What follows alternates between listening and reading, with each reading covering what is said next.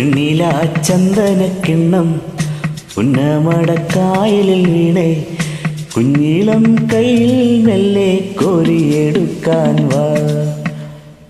മുണ്ടകൻ കൊയ്ത്തു കഴിഞ്ഞ് അറ്റക്കിളി പോകും നേരം മഞ്ഞണിത്തൂവൽ കൊണ്ടൊരു കൂടൊരുക്കാൻ വാ.